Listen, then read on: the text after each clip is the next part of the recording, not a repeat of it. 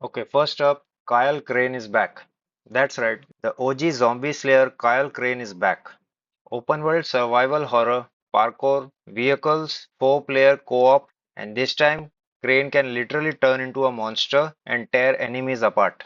Released September 2025 and scored a 79. I wanted to play on day one, but considering my backlog, I waited. Personally, I loved both Dying Light 1 and 2. Techland kept updating Dying Light 1 even after almost a decade, and it looks like they took the criticism for Dying Light 2 on the chin. I have heard people say that Beast is a return to form, and I'm finally gonna see if that's true.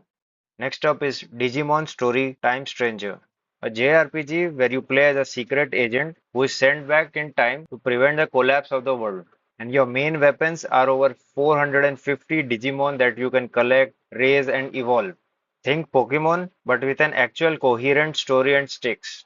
Sold over a million copies and is currently sitting at a 78.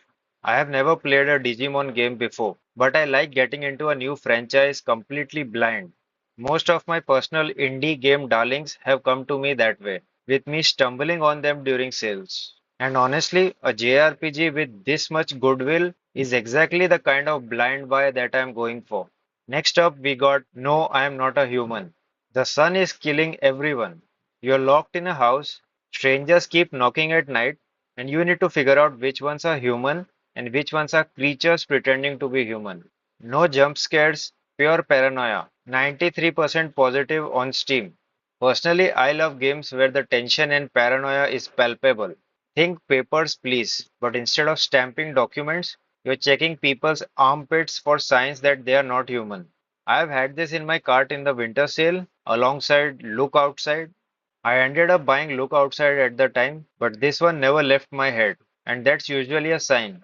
Next up, we got Esoteric Ebb, an isometric CRPG where you play a government investigator in a fantasy city 5 days before its first ever election. But there's just one problem. A tea shop just exploded, and you need to find out who's responsible. Every decision is a dice roll. Your own stats argue with you mid-conversation, and you can completely ruin the campaign if you so desire. This is like a spiritual successor to Disco Elysium, released March 2026, 96% positive reviews on Steam.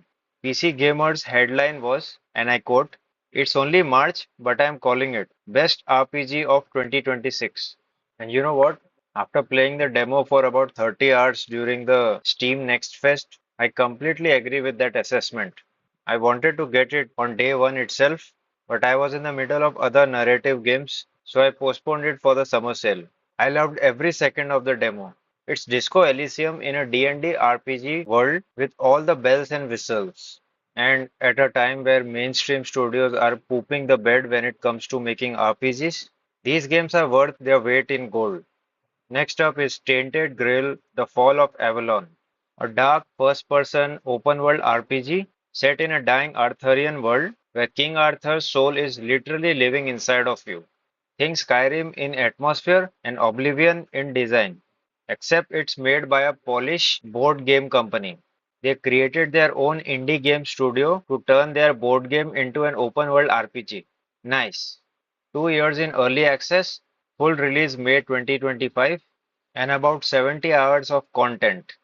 Everything I see of this game makes me think of Skyrim, which I, like everyone and their pet mammoth, has played for 1,000 hours minimum. I don't trust Bethesda to make a decent RPG in my lifetime, so I'm finally getting this one. I held off because the online discourse was that the third act was pretty rough, but the devs have since patched it up, so I'm diving in this time. Also, a board game company making something that puts Bethesda to shame is exactly the kind of story I want to support in 2026. Next up, we have The Dark Pictures, The Devil in Me, an interactive horror game where you control five documentary filmmakers who are invited to a modern replica of H. H. Holmes' actual murder hotel. Think cinematic survival horror like Until Dawn, where every decision can permanently kill a character off. This is the only installment in the Dark Pictures anthology that I haven't played. The reviews aren't that great, but now that I have beaten 3 out of 4, sunk cost fallacy is starting to creep in, and now I have to finish the entire series. And to be honest, I didn't find these games as bad as the reviews made them out to be. But hey, to each their own, right? Okay, next up we got Broken Sword, Shadow of the Templars Reforged. This is a 4K remaster of a 1996 point and click classic. So there's this American patent lawyer on vacation in Paris, right? He witnesses a cafe bombing and stumbles into a centuries old Knights Templar conspiracy. Every now and then I enjoy a point and click game like Unavowed or The Journey Down, and somehow over 30 years of gaming, I missed this one. Time to correct that. Some classics deserve to be played properly, and a 4K remaster is the best excuse I will ever get. The last one I have is Lies of P.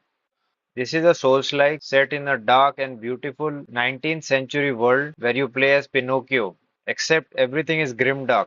The puppets have gone insane and are killing everyone, and the lies you tell throughout the game literally changes the ending. 93% positive on Steam and widely considered the best non-From Software Souls-like ever made. Now, as someone who has all achievements and trophies in Elden Ring, Bloodborne, and Dark Souls, I feel like I should have jumped on this a lot earlier, but the price at release was too steep for my liking. But hey, better late than never, right? And the idea of Pinocchio wielding a sword and wrecking stuff is enough to pull me back into another Souls-like. So yeah, let me know in the comments if you are buying something this sale. See ya.